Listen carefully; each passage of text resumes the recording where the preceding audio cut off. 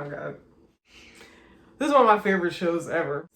If you guys haven't seen Money Heist, like, I just don't know what you've been doing with your life. Like, it's Money Heist. And that's what I'm gonna say, because, like, period.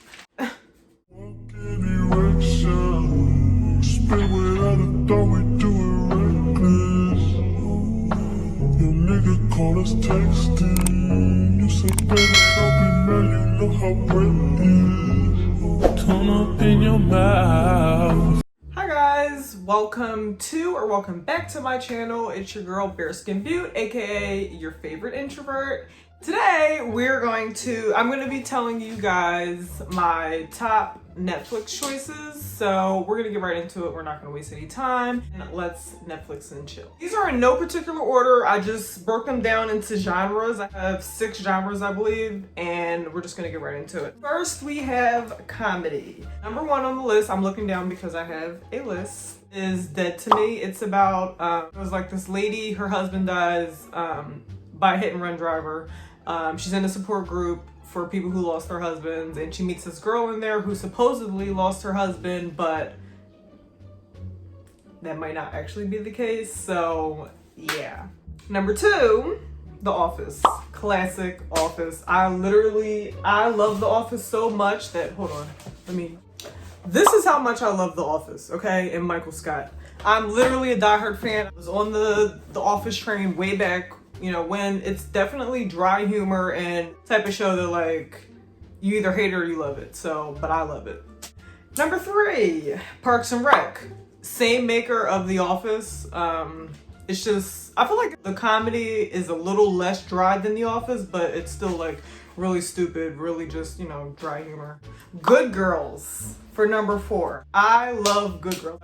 There's 2 sisters and there's, like, the childhood friend. They need money. The first time they robbed the girl's grocery store because one of the ladies, I think the daughter was sick and she needed money. But, like, they just started drawing after that and they just, like, kept robbing stuff. And they're, like, you know, middle class, 2 white ladies and a black lady, but they're, like, you know, have respectable jobs. The black lady's husband is a cop, and, like, there's a lot of twists and turns. There's also, what is his name? Gang friend is what they call him, and this is him. This is gang friend. Okay? Yeah. Number 7, Schitt's Creek. This show is ridiculous. It's hilarious. So it's like this rich family that, I forget why they, like, lose all their money, but something happens and, like, they have to move out of their house. They, like, the bank forecloses everything or whatever. And as a joke, they bought, like, this town and this hotel. The town is called Schitt's Creek, and they bought it as a joke. But once they were broke, they didn't have anywhere to go, so they had to go live in Schitt's Creek at this hotel that they bought. So, like, it's just, like, these rich people in, like, a shitty town, and, like, all the characters are crazy. The mom is delusional. The dad is hilarious. The son is gay, flamboyant, and just everything. And the girl, the teenage daughter, she's an airhead. And they're all just really hilarious. Next up, at number, I want to say 8, I really don't know, Shameless. Classic, crazy family, a bunch of mess. Like, if you don't know about Shameless, like, I just don't know where you've been. Shameless, check that out. I wouldn't say it's for kids. A lot of these actually aren't for kids. Well, some of these are for kids. Anyway, Shameless is good. Number 10, Black AF. Love it, love it, love it. If you watch Blackish, if you like Blackish, you'll definitely like Black as F***. It's awesome. I don't really have anything else to say about that. Next genre we have is reality. Number 1, Love is Blind. I love it. It's basically about, like, guys and girls, obviously. They have, like, these cubicles that they go into, and you can't see the person that you're talking to until, like, I forget how long into the show you can actually see them. But the whole premise of the show is love being blind and you talking to someone and, like, getting to know them before you even see them. And it was really cute. So cute. Okay, the next one is Selling Sunset. Selling Sunset is about a real estate firm that is mainly girls. The 2, like, owners are, I think they're brothers and they're guys. Like, the main focus of the show are the girls, and they're realtors and, you know, drama. You like, you know, real estate and, you know, bomb outfits and fashion. You're gonna like that. Next, we have crime/thriller genre. First one we have is You. I love this show. It's this guy. He is basically a psychopath. He's like, you know, like all psychopaths functioning. He's very charming. And yeah, I can't tell you much more, but you should watch it. Next one is, oh my God. This is one of my favorite shows ever. Money Heist. If you guys haven't seen Money Heist, like I just don't know like what you've been doing with your life. Like it's Money Heist. And that's all I'm gonna say because like, period. Next is, I think this next one is the same producers or like makers of Money Heist. It's called Locked Up. Really good show. It's both Money Heist and Locked Up are in Spanish. They're like Spanish shows that like got big and then went to Netflix, I believe. So in Locked Up is basically like these girls in prison, a bunch of crazy stuff that happens in jail. They escape a couple times. There's like the obviously the villain Zulema. She's my favorite. I'm gonna put her here. I just love her. She's crazy. Her and the same girl from Money Heist, which I will also put probably here. They're my two favorites. They're like the badasses, the ones you love to hate. I love those kind of people. Always. So next would be Tiger King.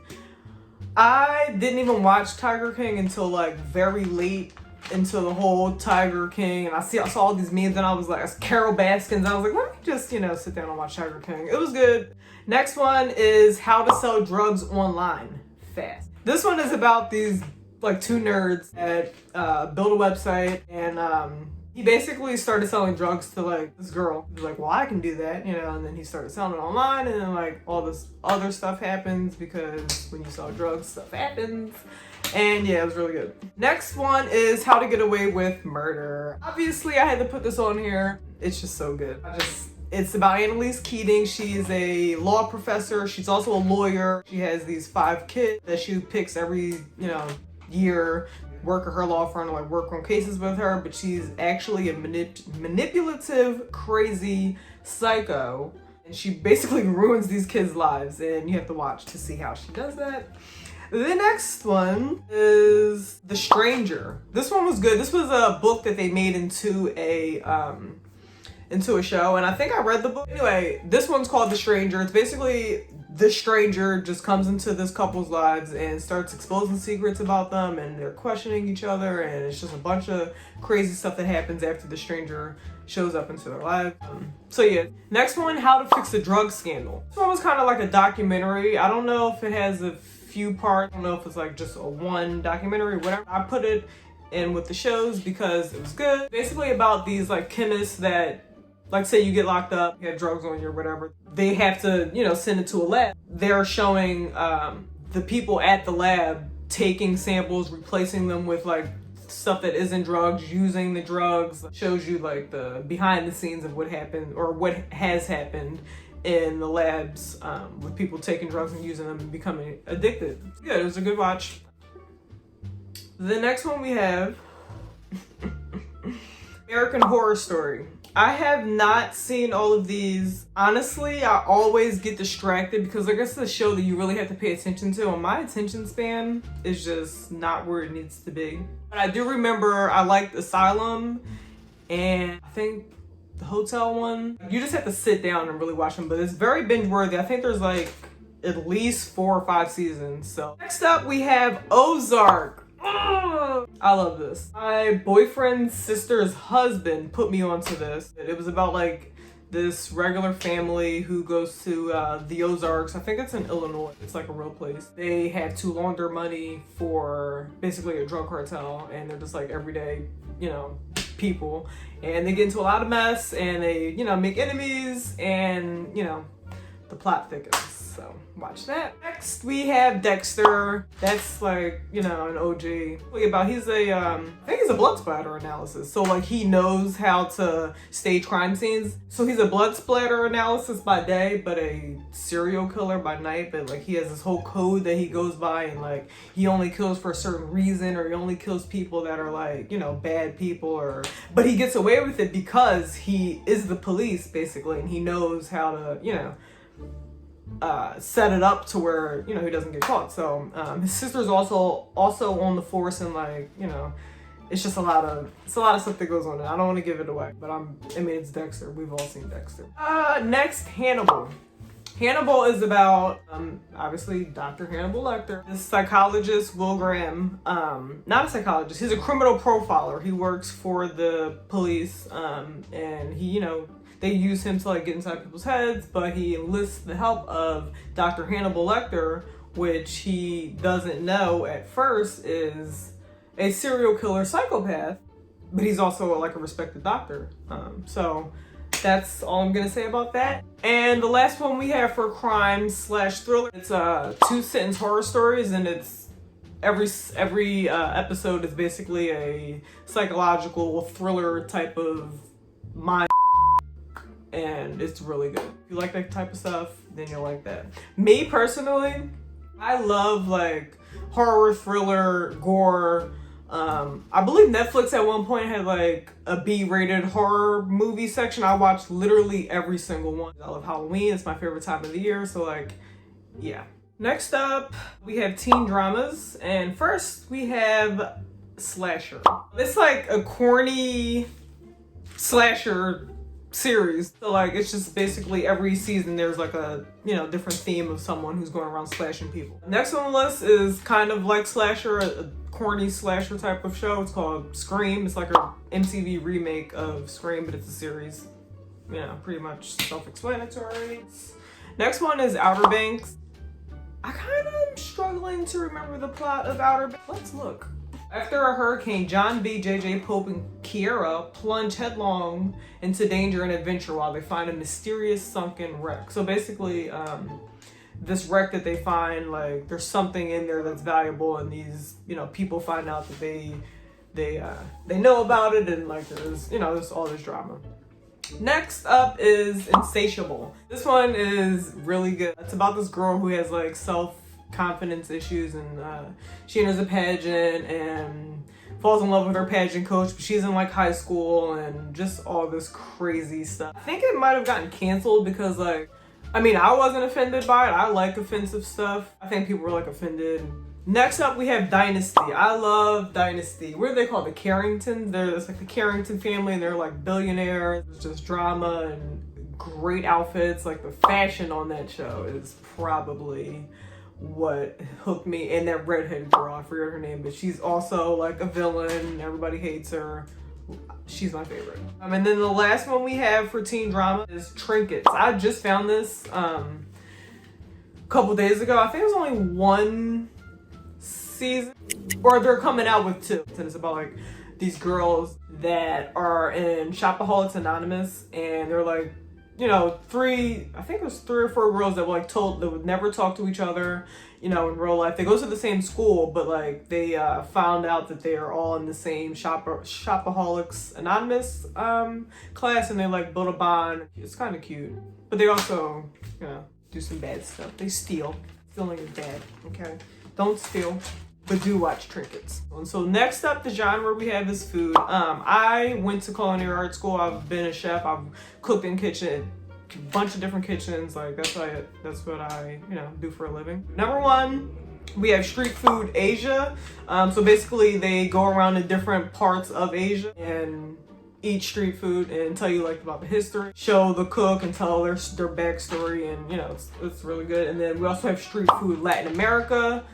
Same thing, they go around different places in Latin America and eat street food, awesome. Next up, in the cooking genre, we have The Final Table. It's a global cooking competition. So like every episode, it's a different country. Like there's USA, Italy, Japan, France, so. And then the last episode, whoever wins out of all those, they, compete for the final table.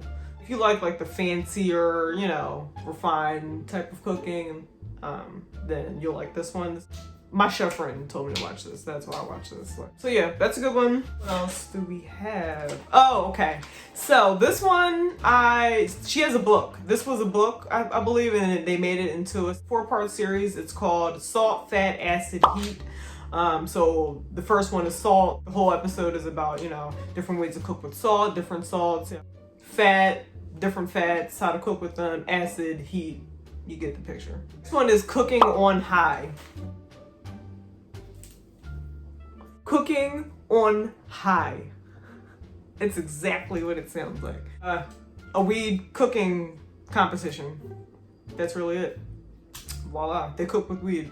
Next one is kind of like that, called Cooked with Cannabis, and basically the same thing. They cook for judges. I think Khalees is one of the judges on there, and like some other guy. And yeah, they just cook with weed. Self-explanatory. Chef's Table. Chef's Table is basically a short series about they go around and like interview different chefs from around the world. And then Ugly Delicious is this guy David Chang. He's actually in a lot of like cooking type of shows, but he like goes around and eats good stuff, and that's, you know, basically it. And finally, lastly, for the trigger warning type of either series or documentary, actually these are all either short series or documentaries, except for 13 Reasons Why. So we'll start with 13 Reasons Why. I think we all know about this show. Definitely covers a lot of relevant topics, you know, drugs, mental health, sexuality, you know, race, you know, like all that. I don't understand how they drug it out for so many seasons, but we're not even gonna talk about that. Like, I could see if it was like 2 seasons, but like when I got to the 3rd season, I was like, all right now, like, all right. Next, we have Jeffrey Epstein, Filthy Rich. That's I think it's like a short series, or it might just be a, you know, little documentary. He's a sick. Like, I just don't understand how all these like celebrities were just like still cool with him after the first time. Like, he's been basically caught before. He just, you know, has money, so he got away with it, and like everybody was just cool with it, and I just don't understand. And all right, next we have, it's called Trigger Warning by Killer Mike. Yo, this was so good. It's relevant. Killer Mike is the genius. Just watch it. So we have that. We have Dear White People could go in, I'd say like comedy or trigger warning, but it's like, you know, it's about race and, you know, stuff like that. So I just put it in trigger warning. But yeah, that's really good. Next one we have is Don't Fuck with Cats. It's about this internet, basically serial killer, psychopath. It starts off with like a video about this guy abusing a cat, but then like these internet people see it and they do like a whole investigation, and like it just opens up a huge can of worms, and it's a lot of layers. Last but not least, we have The Trials of Gabriel Fernandez. This was so sad. Like, this one's gonna make you mad, because it's like everybody around that kid failed him. Like, I just don't understand how it got as bad as it did, and he ended up dying, and that's what I'm gonna say. Just watch it. It's gonna make you really mad though. So that was my, I don't even know how many it was, but those are like my top binge-worthy Netflix shows, Netflix and chill, all that good stuff. If you liked the video, obviously like, comment, subscribe, do all that good jazz, and stay tuned for my next video, which will probably be Netflix movies that I like to watch. Let me know in the comments down below if you'd like to see that. And until next time, I always have to mess it up with my awkwardness. Always. Why are you like this? Why are you like this? Bye, Felicia.